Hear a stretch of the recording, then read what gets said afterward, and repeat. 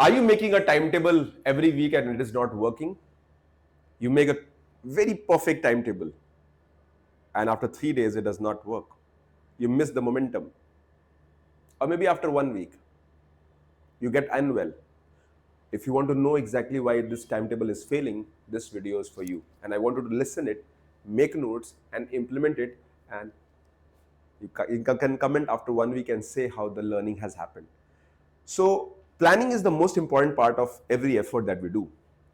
But most of the planning that we do, we always do planning. That's what we do. We plan. We are planning in the head all the time. I'll do this, I'll do this, I'll do this. And it does not happen. Because planning comes with execution. But when the execution is not happening effectively, then suddenly you feel that plan is not working. Now you have to make it work, but for that plan has to be better. Your planning part has to be better, and that is what I'm going to discuss this. So why timetables fail? I want to help you and understand you. I'm Pramod Singh, and I'm going to help you in this journey and want you to clear prelims, clear mains, and just listen to the inputs, because this is based on the experiences I have shared, I have learned from my own students. Every learning input I'm sharing is because of the experiences I have. But let's take. So the first is that 3 days. You started with the timetable. After 3 days, you hit a roadblock. It's a color-coded timetable. I'll get up at 6 a.m. and at 7 a.m. I'll be on my table. 7 to 9, then breakfast, then this, then 2 hour this, then 1 hour break, then this, and it goes on till maybe 10 p.m. And it does not happen. On day 1, you feel okay. Then on day 2 again. On day 3, you hit a wall. And suddenly you feel okay, this is not working. You're not working, you're not able to work on yourself, and that changes everything. So what happens that I want to ask you, how many times you have changed your timetable? How many times you have revised your timetable? Take a pause. Take a deep breath. Hold. Release. Now ask. How many times you have made the timetable and that has not worked? And if it had worked, fine. Then probably you're on the right track. And that is what I'm going to share with you, some inputs which can help you. The first is that why timetable fails, but understand, many times the planning gives you a sense of relief. It gives you that I'm working. But your effort is all over the world, everywhere. It's distracted, it's divided. And that is where the problem lies. Because I have watched students making very good color-coded timetables and randomly they miss it. They feel that making a plan feels like a progress. Yes, making a good plan is important, but execution is the key. A perfect plan, there's no perfect plan. And plan is something that can always be improvised, revised based on where you stand. The third is one student's entire plan collapsed after a single sick day. So you had a bad day, you missed for some reason, you have a health reason, you could not do something, and the entire plan collapses and your motivation goes to low level, and suddenly you feel that it's not working. And you look for a new plan, you go for a new video, and somebody is giving you a plan, okay, week by week, every day like this, and you start following that. It does not work, because you need to know your internal thermostat. You need to know where you stand. And many times you're measuring effort by input. Don't measure it by input. Try to see how much you have achieved in terms of outcome. And that is how the journey has to be seen. Now let me share the 4 reasons why timetable collapses. The first reason timetable collapse is too rigid. You are very rigid in your perfect day. Your plan is based on your perfect idea of how much you can study, 8 hours, 9 hours, 10 hours. And when it happens, then the results do not come. The second part of the timetable is where you focus, you make a time bound, and 6 days I'll complete this, 5 days I can complete this. Now there's nothing wrong in that. You need to have such deadlines and timelines that on this day I'll give test, on this day.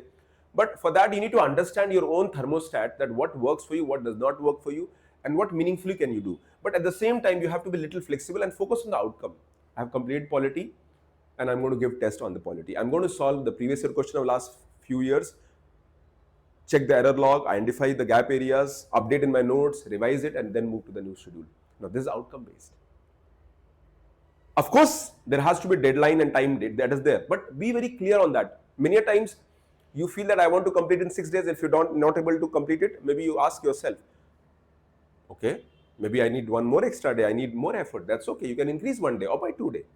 Ultimately, what matters is that have you completed your task and is it working for you or not? Okay, so that is the next part. The next is no buffer. Always have a buffer. If you're studying for 7 hours, have a study plan for 6 hours. because 1 hour can be a buffer. Many a times that buffer will save you a lot. If you're able to meet 75-80% of a target, you're on track. Because again, planning is something that we all do all the time, but we are not able to achieve that.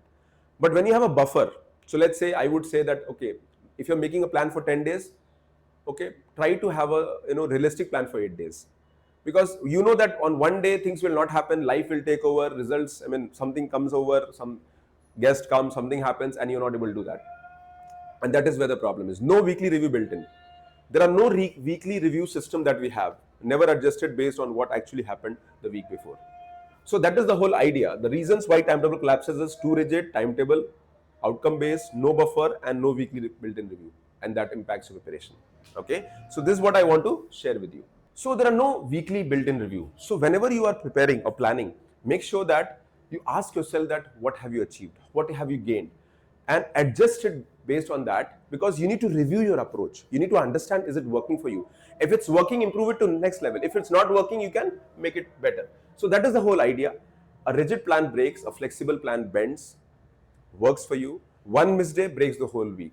Success is measured by hours, not progress made. That is a very common challenge, and no mechanism to course correct.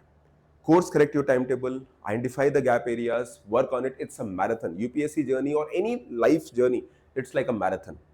When you're looking for a mission, a goal that has to be accomplished in next 2 years, you don't have to see, in matter of, like a few days. Yes, don't think of 3 years down the line, 2 years down the line, 6 months down the line, 3 months down the line, 1 month down the line. Think of next 1 week that you have to achieve. Set weekly milestone. That's the best way of doing that. And see only, and talk about today.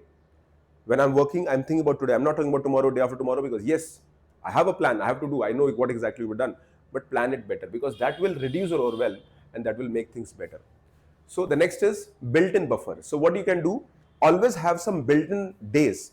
Now when you have built-in days, when you have built-in buffer days, it absorbs the bad days.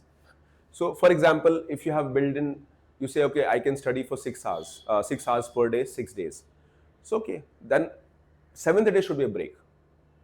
And always take a regular break. That is very important. Rejuvenate yourself. Have something in a joy list. Do it, because that will reduce your negativity. The next is success measured by outcome reach. Always measure what is the outcome. Is it working? Can I score better? Because when you have this outcome based approach, you will start feeling better. You will start seeing the result. And that is one more very important thing. Do less but go deep into what you are doing, because UPSC will reward you based on how much outcome you have achieved, how much recall you have, how many questions you solved, how much effectively, meaningfully you were able to write good answers. And then weekly review, keep it honest, because that is the whole idea. So that's all for this video. Now I want you to have this week's action plan. I want you to have a plan based on outcome. Have a weekly plan, but have outcome. Okay, I'm going to study this and I'm going to give a test on this. So, and understand how much I have done. Okay, and add 1 hour buffer block guilt free.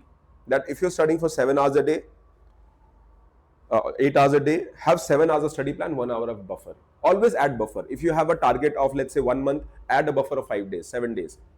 Because that is how things work. Many a times you don't even know whether your plan is going to work for you. So those buffers help you to, maybe improvise. Many a times you can do that in the lesson. A plan that survives a bad day beats a perfect plan that survives anyway. So every week we'll have session on Tuesday and Friday. Now next, my video is my weekly planning system. I want you to comment in the chat box. Are you going to make a plan? If yes, just share it with me. Take care. Bye.